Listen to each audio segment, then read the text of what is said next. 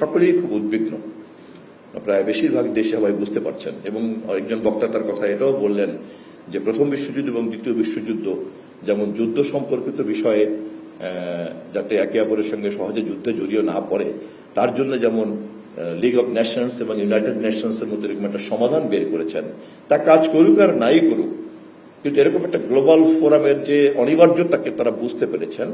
এখনকার এই ডিজিটাল স্পেসের এই যুগে যেভাবে এটা শুরু হয়েছে, তাতে এরকম আবার একটা গ্লোবাল ফোরাম দরকার। কারণ এই ক্ষমতা তো যে কারো আছে, যে কেউ করতে পারেন, যে কেউ মিথ্যা কথা বলে একটা যুদ্ধ লাগিয়ে দিতে পারেন, যে কোনো দুই দেশের মধ্যে যুদ্ধ লাগতে পারেন। কোন দেশের রাষ্ট্রনায়ককে তুলে আনতে চাইলে 1 মাস সেই দেশের বিরুদ্ধে সত্য মিথ্যা একটা এবং প্রচার করার ক্ষমতা যদি থাকে, তাহলে প্রচার করে এরকম পরিবেশ পূর্ব শর্ত তৈরি করা তো কোনো কঠিন কাজ না। ভালো কাজের পূর্ব শর্ত তৈরি করা যাবে, খারাপ কাজের পূর্ব শর্ত তৈরি করা যাবে। সেই ক্ষমতা এবং সেটা ঠেকানোর ক্ষমতা রাষ্ট্রের নাই। অতএব এটা একটা নতুন সমস্যা। এই নতুন সমস্যাকে সমাধান করার জন্য আমাদেরকে একটু গভীরভাবে ভাবতে হবে। আমি আর কথা বাড়াবো না। আমি এই পুরো ব্যাপারটা যেহেতু অনেক জটিল এবং খুব দীর্ঘ, সে কারণে আমার প্রথম বিনীত প্রস্তাব যে আমাদেরকে একটা স্ট্র্যাটেজিক পজিশন নিতে হবে। আমি আমাদেরকে বলতে আমি মিন করছি গণমাধ্যম সংশ্লিষ্ট সকলকে বোঝাচ্ছি আর কি। এবং আমি বিনীতভাবে তথ্য মন্ত্রণালয়ের পক্ষ থেকে সংশ্লিষ্ট সকল অংশীদারদেরকে আহ্বান রাখতে চাই যে স্ট্র্যাটেজিক এই কাজটা করার জন্য আমরা একটা সম্মিলিত মঞ্চ তৈরি করতে পারি। এবং সুনির্দিষ্টভাবে আজকের এই সুন্দর দিবসে আমি প্রস্তাব করছি বাংলাদেশের একজন গণমাধ্যম বিশেষজ্ঞকে সামনে রেখে গণমাধ্যমের সকল অংশীদারদেরকে সাথে নিয়ে তথ্য মন্ত্রণালয় একটি পরামর্শক কমিটি গঠন করতে চায়।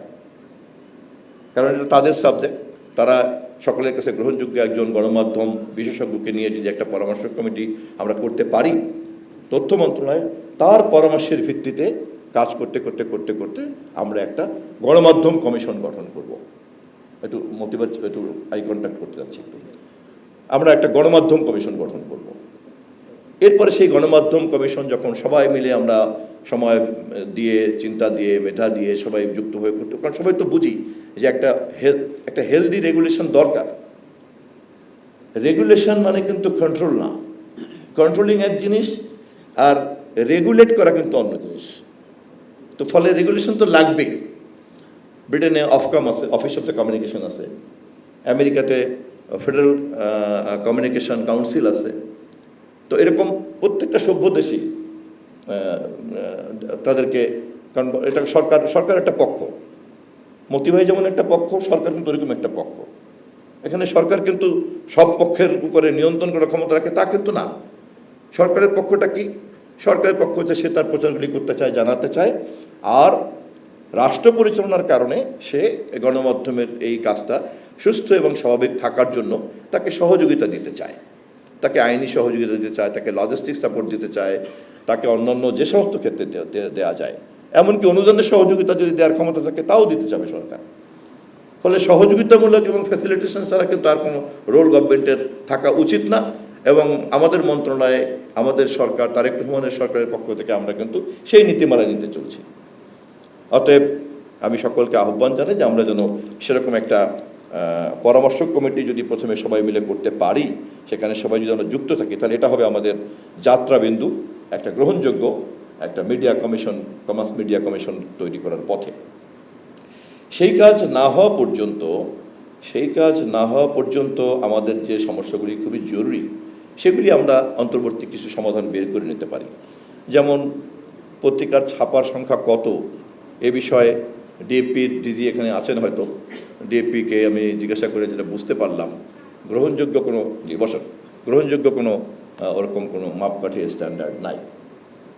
আমি সত্য কথা বলতে গেলে অস্বস্তিকর অবস্থা হবে, যে কারণে আমি এটা বলছি না। মন্ত্রণালয়ের জন্য অস্বস্তিকর হবে, পত্রিকা মালিকদের জন্য অস্বস্তিকর হবে, সম্পাদকদের জন্য অস্বস্তিকর হবে, যে কিভাবে একটা প্রতারণা সবাই মিলে আমরা কিন্তু মেনে চলছি। ঠিক সেম থিং টিআরপিতে। আমি টিআরপি নিয়ে কথা বলতে বসলাম, একটু কথাবার্তা শুনলাম, পাতা উল্টালাম, সেম থিং হিয়ার। সারা দেশে, পৃথিবী বা বাংলাদেশে আপনারা বলেন তো কতগুলি টেলিভিশন বক্স আছে, আর আপনারা শুনলে অবাক হয়ে যাবেন যে এই কোটি কোটি কোটি কোটি টেলিভিশন বক্সে রিড করার জন্য মাত্র কয়েকশো ডিভাইস দিয়ে তারপরে বলছে এটাই হলো টিআরপি, এবং সবাই বলছে হ্যাঁ হ্যাঁ হ্যাঁ এটাই টিআরপি, এটাই টিআরপি। যিনি বলছেন তিনি এতই চালাক, এতই বুদ্ধিমান, আর আমরা এতই বোকা যে আমরা অথবা তিনি এতই ক্ষমতাবান যে তিনি বলছেন সূর্য পশ্চিম দিক থেকে ওঠে, আমরাও বলছি হ্যাঁ। এটা তো চলতে পারে না। পত্রিকা ছাপার সংখ্যা আর টেলিভিশনের দর্শক পরিমাপের সংখ্যা আজকের এই ডিজিটাল যুগে তো কঠিন হওয়ার কোনো কারণ নেই। প্রেস যেহেতু পত্রিকা ছাপে এবং টিআরপি যেহেতু ডিজিটাল রিডিং দেয়, এটা কিন্তু একটা মেকানিজম দ্বারা কোনো কঠিন কাজ না। এখন কোনো পক্ষ যদি নীতিগতভাবে মনে করে যে না সত্যের উপরে দাঁড়ানো যাবে না, তাহলে ভিন্ন কথা, কিন্তু সেটাও পরিষ্কারভাবে বলুক কোন পক্ষ বলতে চায় যে না সে সত্য তথ্য চায় না। কোনো তথ্যই তো তথ্য না উইদাউট ডেটা। কমিউনিকেশন সায়েন্সে এটা একটা অনেক বড় একটা বাণী আছে, no information is information without data,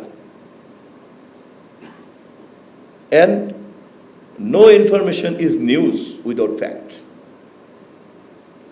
তাহলে আমাকে ডেটা কনফার্ম করতে হবে এবং আমাকে ফ্যাক্টস কনফার্ম করতে হবে।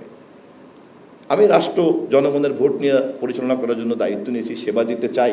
আমাকে যদি জনগণ বলে আপনি আমাকে মিথ্যা তথ্যের হাত থেকে রক্ষা করতে পারছেন না, আপনি ডেটাবিহীন ওপিনিয়ন দিচ্ছেন, without data any information is nothing but opinion, and opinion is not information. যে কেউ যে কোনো অভিমত দিতে পারে, একটা অসুস্থ লোক একটা অভিমত দিতে পারে, কিন্তু আমি তো ওপিনিয়নকে ইনফরমেশন আকারে আমাকে চালালে হবে না। আজকের এই যুগে এই জিনিসগুলিকে যদি আমরা একটা জায়গায় দাঁড় করতে না পারি, তাহলে এটা ইতিহাসের কাছে আমরা সবাই জবাবদিহিতার মধ্যে পড়ে যাব।